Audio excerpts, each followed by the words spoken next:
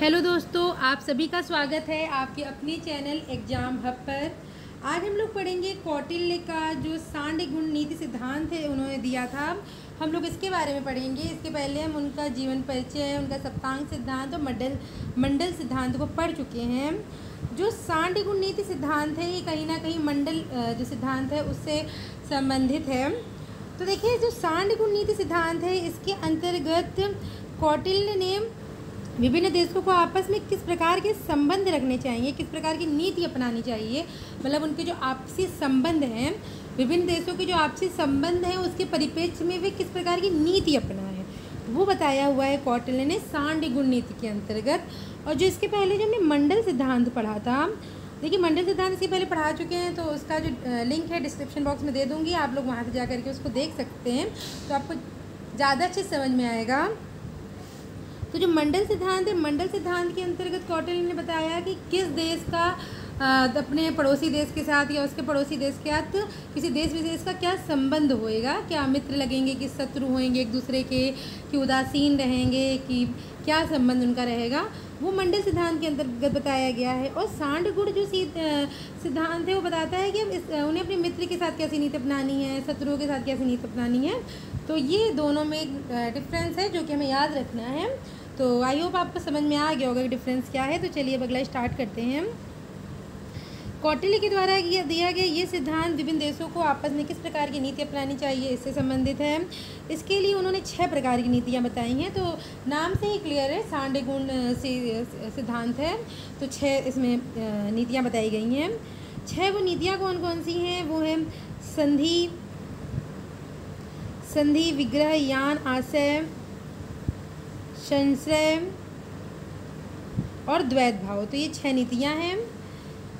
इन 6 नीतियों में सबसे पहले संधि की में आपस में समझौता स्थापित करना है। यहाँ पर संधि का मीन हुआ कि आपस में समझौता स्थापित कर लेना। 2 देश हैं, वो समतुल्य शक्तिशाली हैं या थोड़ा सा अप डाउन है, लेकिन वो लड़ना नहीं चाहते हैं, वही दूसरे के साथ आपस में एक अंडरस्टैंडिंग करके संधि स्थापित कर लेना चाहते हैं।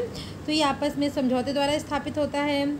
अगला विग्रह में आपस में संबंध को समाप्त कर लेते हैं। अगर दोनों देश एक दूसरे से बिल्कुल भी सेटिस्फाई नहीं है, बिल्कुल भी संतुष्ट नहीं है, वो एक दूसरे से संबंध अपने विग्रह कर लेंगे, अपने एक दूसरे से संबंध समाप्त कर लेंगे।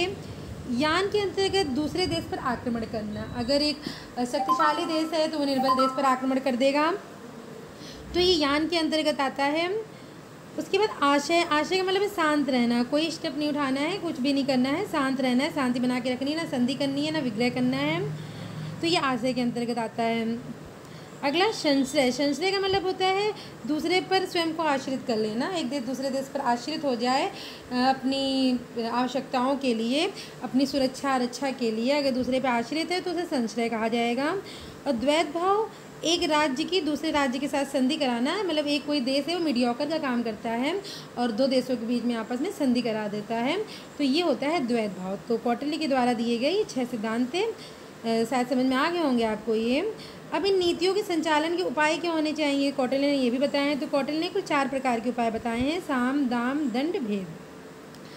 इसमें जो सबसे पहले साम है, तो इसमें आप अपने से शक्तिशाली राजा के साथ शांति के व्यवहार करना। जो निर्बल देश है, निर्बल देश, कमज़ोर देश जो है, अपने शक्तिशाली राजा के साथ बिल्कुल शांति का व्यवहार बनाएगा, उससे वो लड़ना झगड़ना नहीं चाहेगा, शांति रखेगा।